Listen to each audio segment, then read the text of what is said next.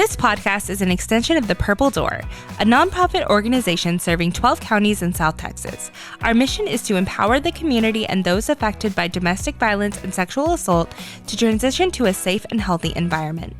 Disclaimer: this podcast discusses topics sensitive in nature. Listener and viewer discretion is advised. Hi, and welcome to the Beyond the Door podcast. Thank you for joining us as we relaunch our podcast, a show that opens the door to a safe space to have tough conversations. I am Shelby Ledesma, and I am your host of Beyond the Door. And today I'm joined by our president and CEO, Francis Wilson. Hi, Shelby. Hey, Fran. So we are getting started. We are halfway through almost 2026, which sounds crazy. Wow. Yeah, it does. Can we believe it? So as we get going with this podcast, I wanted to get your thoughts on what this means to you. It really means a lot to me. I think any way we can reach the community is a good thing. And a podcast, they're so popular, and I think for our viewers, it will be a safe space for them to just learn more about what we do, and maybe it'll spark some questions for them, and they might reach out to us and try to get answers.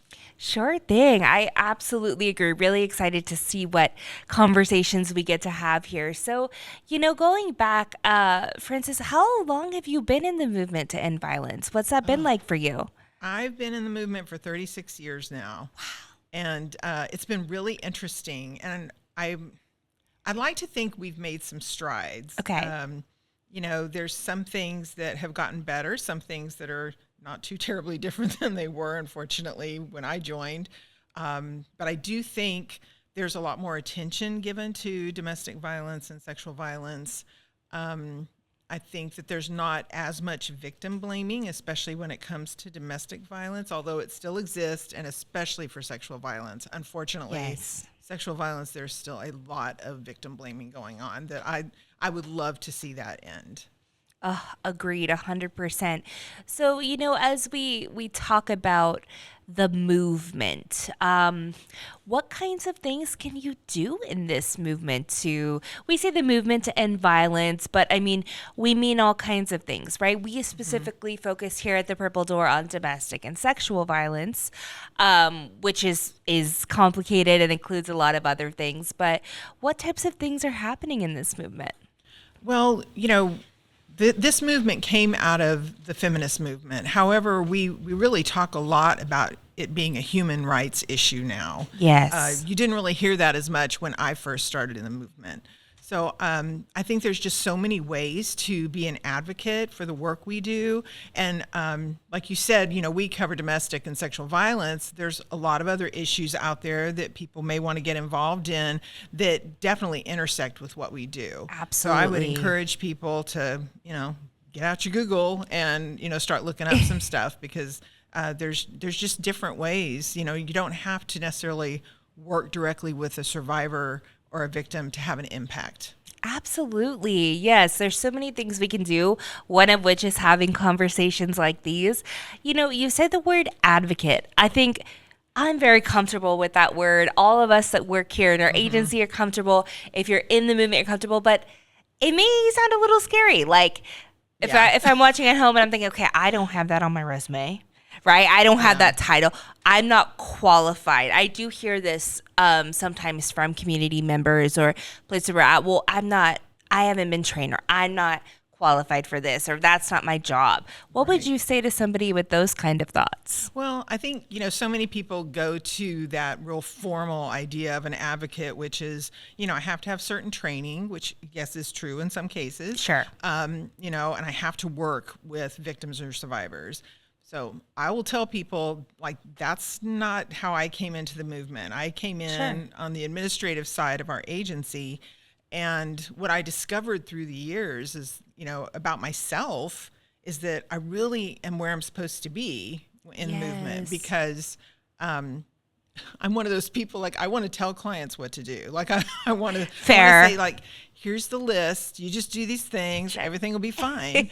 And, we don't do that. They need to come here and be given the resources, and they get to make up their mind. They decide for themselves. And, you don't trade one jailer for another, as I say. Oh, yes. So I think, we can all find our space in this, and advocating, even though it can be a scary word, it can be having a conversation with your family just to say, hey, have y'all heard about the Purple Door and what they do? And, I'm thinking, that this might impact some people, like, especially, I don't think people think about this, but my kids grew up here, went to school here, and they knew kids in school that were going through this at home or were having dating violence, experiences. So the reality is everybody knows somebody. Yes. You just may not realize it yet. And part of that is educating yourself, because so many of us came to this movement and we weren't educated on this. Like we learned as we went. And when you start learning more about it, you do make that recognition a lot easier that, oh my gosh, I knew so-and-so, and I really think that this was what was happening in her relationship. Yes. So, I think educating yourself and then just finding your place in the movement. Yeah. It doesn't have to be big and scary. Absolutely. I think that's really great. Find your place. And, phrase I like that kind of goes with what you're saying is, when you know better, you do better. Right. And we have this in all aspects of life. You can apply that to anything. But, with this, it is hard to look within your own friend group and family group and say, oh, okay, now I feel a responsibility to recognize this. We talk about when we have trainings with our agency that once you're in and once you know, you can't unknow it. That's right. Right? The knowledge of power and control and abuse and the effects and these things, which is a great thing, but it's also just something that happens. It is kind of a transformation, right? Right. Which is what we need, right? In those small ways and big ways, and that conversation is important, whether it's with your little kids or your sibling or your parents. That's one that I've had, where it's, hey, this is what we're looking at now, or hey, this is what this is called, and we can identify these things. So very cool. Well, and for the longest time, the conversation was around, why does she stay? Oh, yes. I mean, that is the question that we have heard more often than probably any question. Yes. And if you educate yourself on this subject, you won't ask that question anymore. Yes. Because you will understand. And then your question usually shifts to, why is this person using power and control over their partner? Mm-hmm. And I remember we were so fortunate a few years ago to have Dr. Jackson Katz be a speaker at our luncheon. And I remember showing him around our shelter, and I said, I know we're not going to end violence in my lifetime or before I leave the agency. Mm-hmm. But I said, if we could just get people to quit asking, why does she stay? And ask, why is he doing this? And I say he because most perpetrators are male. It doesn't mean that they're all male. Correct.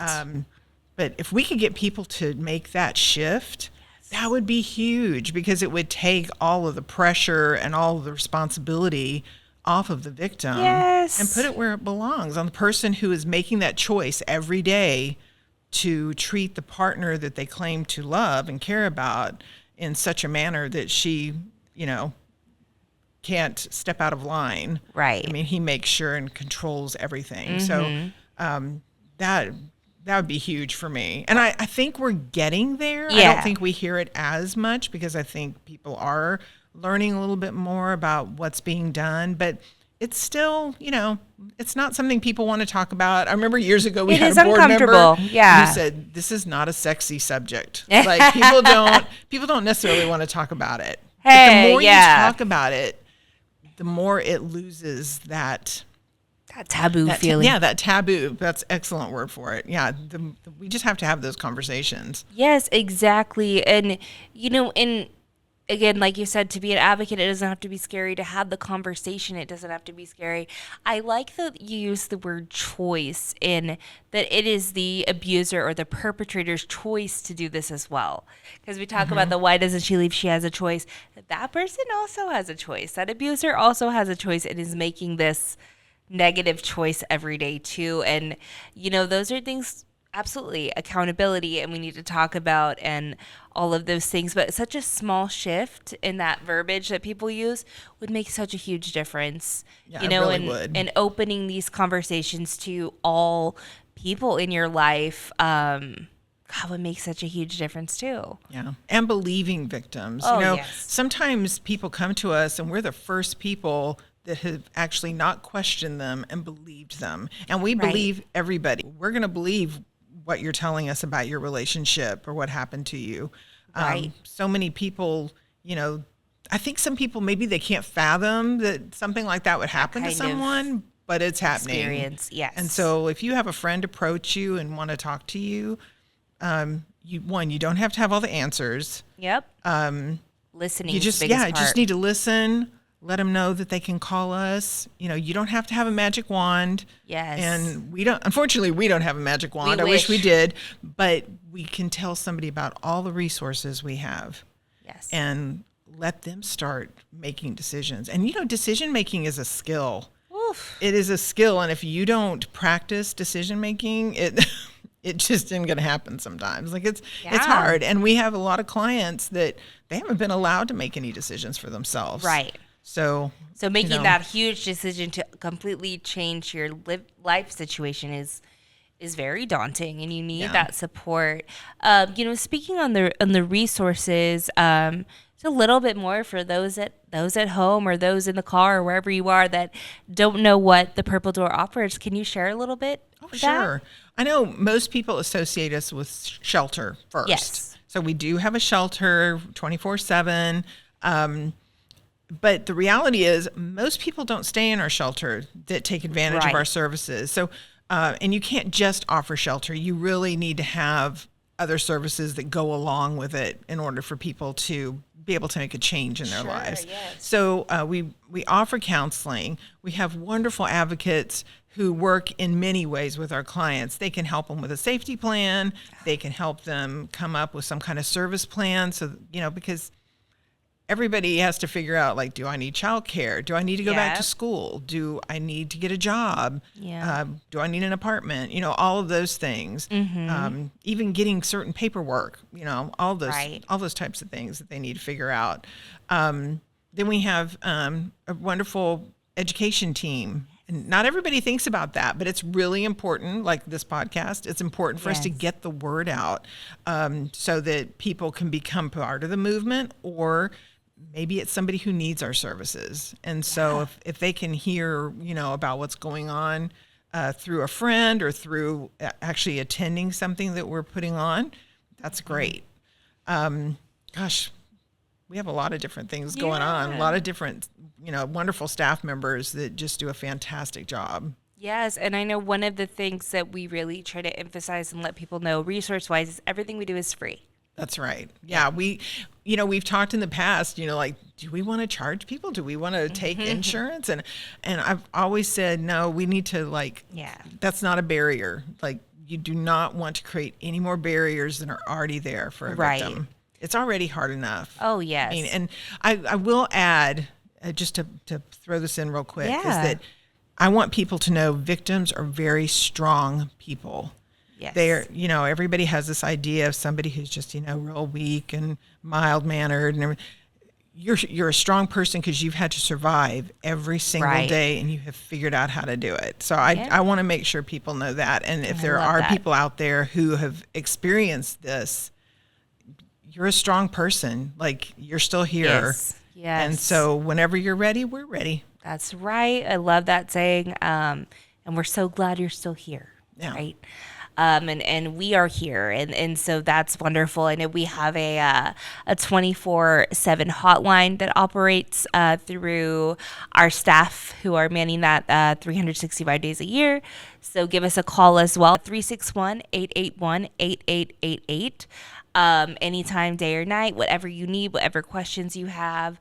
And as Fred mentioned, I think it's lovely. Find your ways to support that feel good to you, and start small, and have the conversations like we're doing now. Grab a good cup of coffee or tea or whatever, and and go for it. And have conversations with your kids. I know that scares people some because they don't want to introduce that. Sure. But the reality is kids know. Yeah. They're either going to school with people who've experienced it. Their kids are online all the time. Yes. So all sorts of things are coming up in their feed or whatever they might call it. So I think people need to realize you can have age-appropriate conversations. Yes. And if you're wondering, like, what does that conversation look like contact us. Yep. We have resources that do, can and help you talk with your We do a lot children. of those activities, right, with young adults, with even grade school, high school kids too, just different activities to do and not make it so lecture based, like here's how it goes. But you're right. I mean, no matter what, this is an issue. This is a global issue, right? It's not just here, but this is an issue. This is something our kids will face.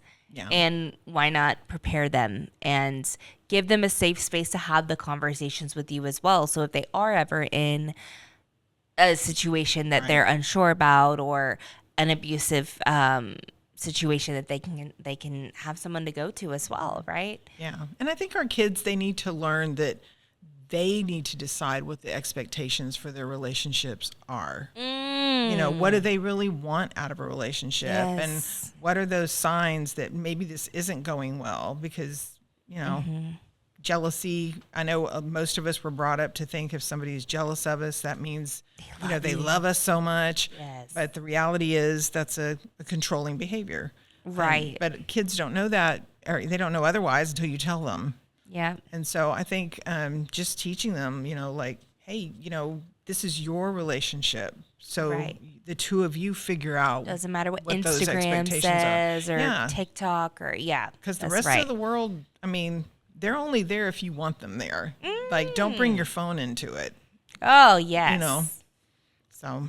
Yeah, very good, very good. Well, that is a great way to look at it. Things we can share, conversations to have, and being in this movement. And we are also excited to revamp this journey and continue on with the Beyond the Door podcast and all the conversations that we get to have and share with you out in our South Texas area. So, friend, thank you very much for kicking us off. Well, you're welcome. Thank you so much for having me. Yes, thank you. And we will see you all soon. Have a good one. If you or someone you know is experiencing domestic or sexual violence, we are here to help. Our services are free, confidential, and available to everyone. Call our 24/7 hotline at 361-881-8888 anytime, day or night. Stay safe.